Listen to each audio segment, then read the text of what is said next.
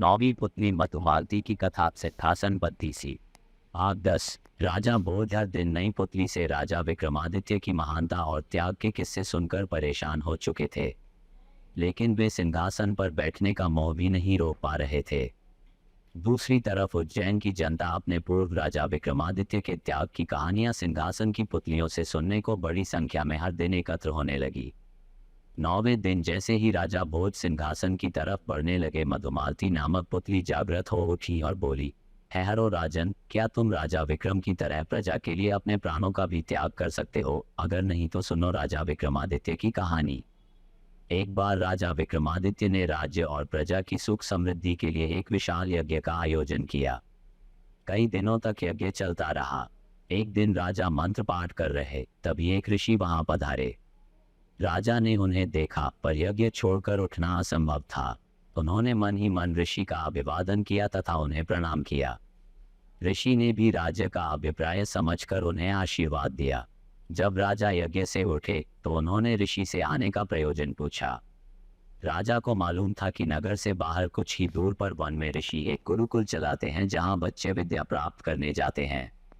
ऋषि ने जवाब दिया कि यज्ञ के पुनीत अवसर पर वे राजा को कोई असुविधा नहीं देते, अगर 8 से 12 साल तक के 6 बच्चों के जीवन का प्रश्न नहीं होता।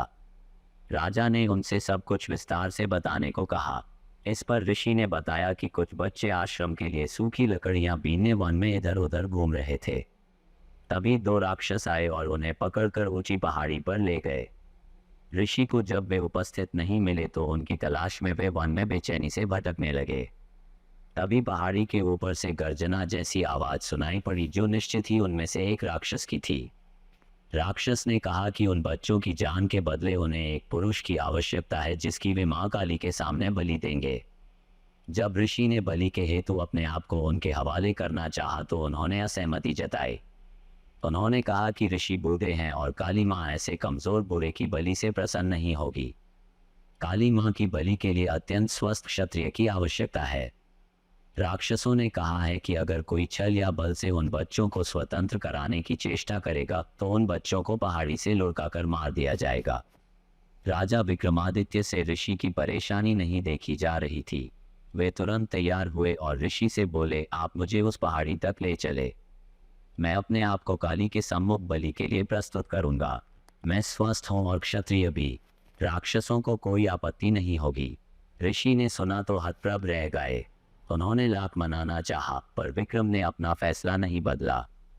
उन्होंने कहा, अगर राजा के जीवित रहते उसके राज्य की प्रजा पर कोई विपत्ति आती है तो राजा को अपने प्राण देकर भी उस विपत्ति को दूर करना चाहिए। राजा ऋषि को साथ लेकर उस पहाड़ी तक पहुंचे। पहाड़ी के नीचे उन्होंने अपना घोड़ा छोड़ दिया तथा पैदल ही पहाड़ पर चढ़ने लगे।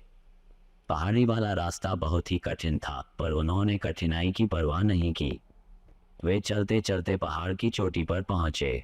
उनके पहुंचते ही राक्षस बोला कि उन्हें बच्चों की रिहाई की शर्त मालूम है या नहीं। राजा ने कहा कि वे सब कुछ जानने के बाद ही यहाँ आए हैं।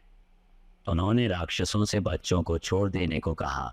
एक राक्षस बच्चों को अपनी बाहों में लेकर उड़ा और नीचे उन्हें सुरक्षित पहुंचाया।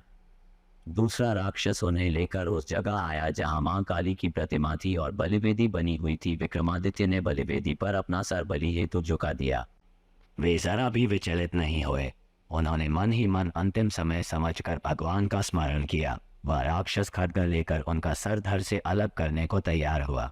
अचानक उस राक्षस ने खड्ग फेंक दिया और विक्रम को गले लगा लिया। वह जगह एकाएक अद्भुत रोशनी तथा खुशबू से भर गया। विक्रम ने देखा कि दोनों राक्षसों की जगह इंद्र तथा पवन देवता खड़े थे।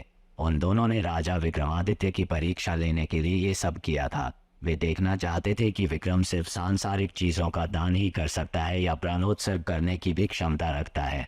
उन्होंने राजा से कहा कि उन्हें यज्ञ करता देख ही उनके मन में इस परीक्षा का भाव जन्मा था। उन्होंने विक्रम को यशस्वी होने का आशीर्वाद दिया तथा कहा कि उनकी कीर्ति सदियों तक चारों ओर फैलेगी। इतना कहकर मधुमालती चुप हो गई। अगले दिन राजा भोज का रास्ता रोका पुतली प्रभावती ने। और भी मजेदार कहानियों के लिए कृपया हमारे चैनल को सब्सक्राइब करें। आपको ये वीडियो पसंद आया हो तो लाइक कीजिए और शेयर कीजिए।